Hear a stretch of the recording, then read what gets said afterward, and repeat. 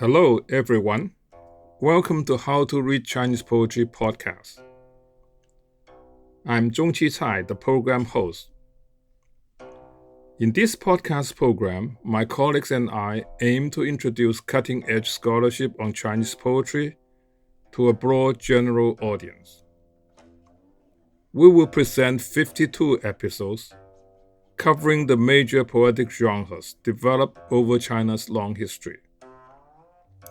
Each episode features close reading of one or more of the best-known Chinese poems, with an aim to illuminate their literary greatness and cultural significance. For all the discussed poems, Chinese text, English translation, romanization, and brief notes are provided at our website, howtoreadchinesepoetry.com. By following the 52 episodes, listener will gain a bird's-eye view of the thematic, formal, and generic evolution of Chinese poetry from antiquity to the modern era. Instruct and delight is what we wish to accomplish in each talk. Without further ado, let's begin.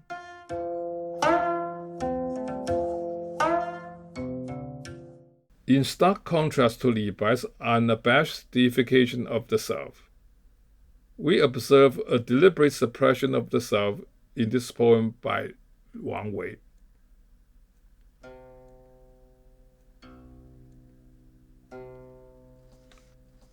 Zhongnan Mountain. Taiyi Peak approaches heaven's capital. The linked mountains extend to the edge of the sea.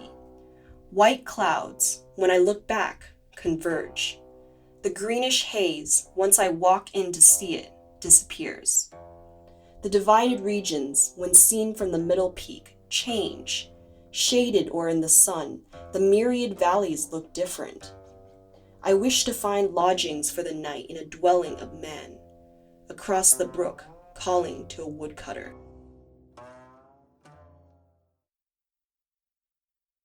Unlike Du Fu and Li Bai, Wang Wei does not tell us about his emotional and physical condition or his imagined feats of transcendence. Instead, he leads us through successful acts of intense visual perception.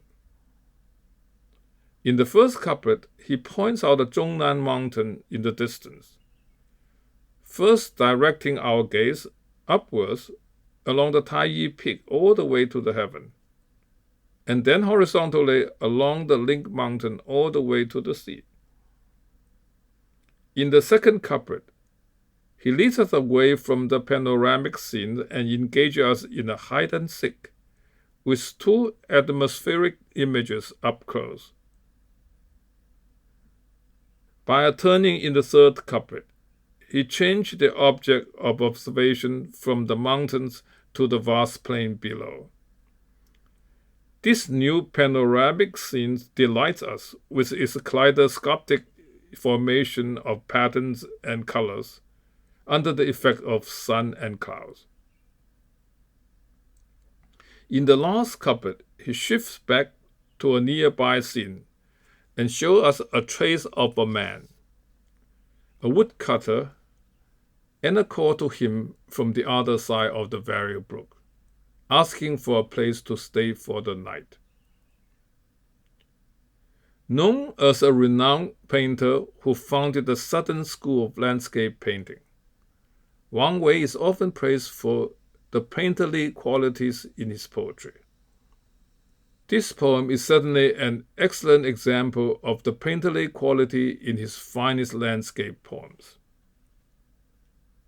It alternates panoramic scene with close-ups and delights us with a deliberate play of colors, white clouds versus greenish haze, the chiaroscuro effect of the sun.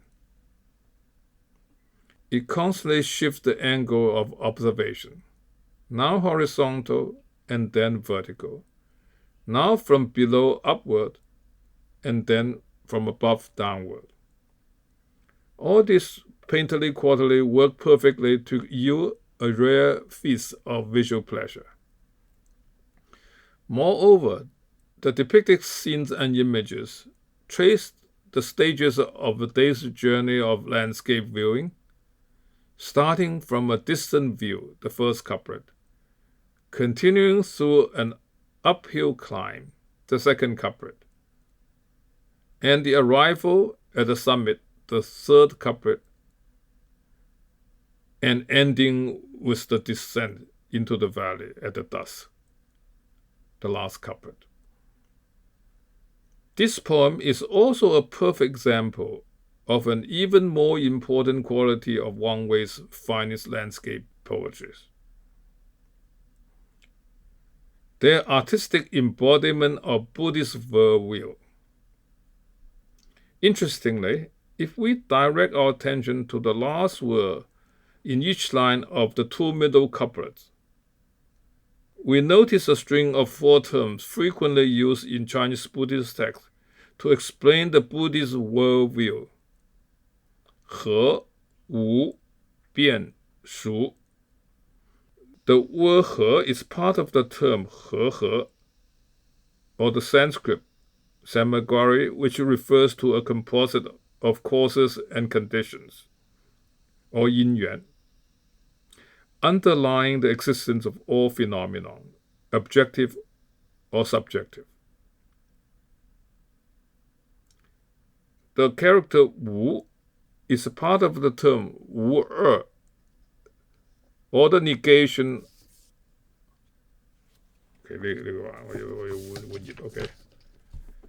Wu is part of the term wu negation of two sides, neither nor, which denotes a Mahayanist exercise of double negation at preventing the reification of anything or concept as the ontological absolute.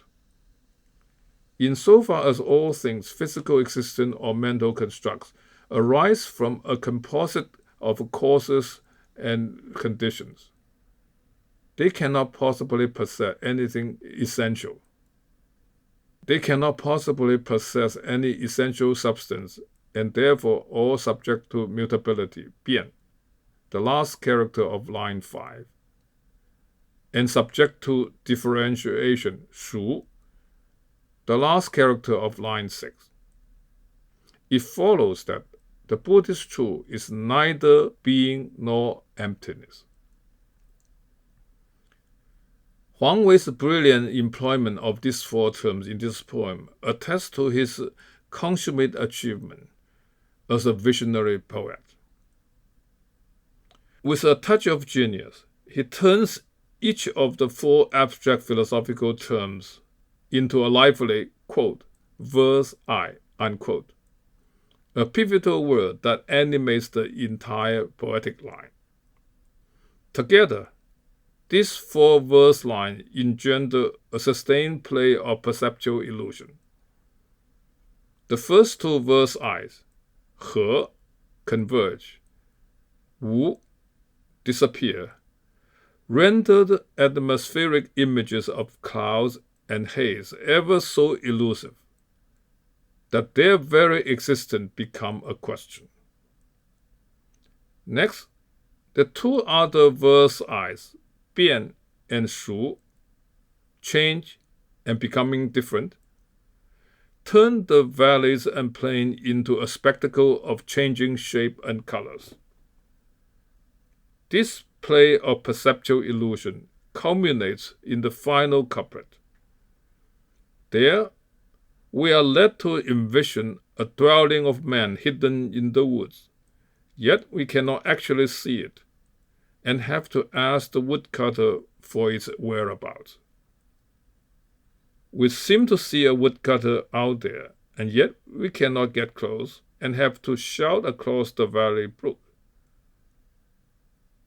The echoes of our own shouting in the empty valley, we surmise, might be the only answer we get. As this perceptual illusion reaches its climax, a sensitive reader may experience something like the Buddhist enlightenment, or at least a sensitive reader can experience something like Buddhist enlightenment, or at least share the Buddhist insight into the illusory nature of existence and emptiness, the universe and the self. For such a perfect fusion of the artistic and the religious, the sensory and the supersensory, Wang Wei is rightly honored with the title, the Poet Buddha. That's all for this episode. Thank you for listening. I hope you enjoyed the talk. Let us relax and listen to a reading of the poem in Mandarin. 终南山，王维。太乙近天都，连山到海隅。白云回望河，青霭入看无。分野中风变，阴晴众鹤殊。欲投人处宿，隔水问樵夫。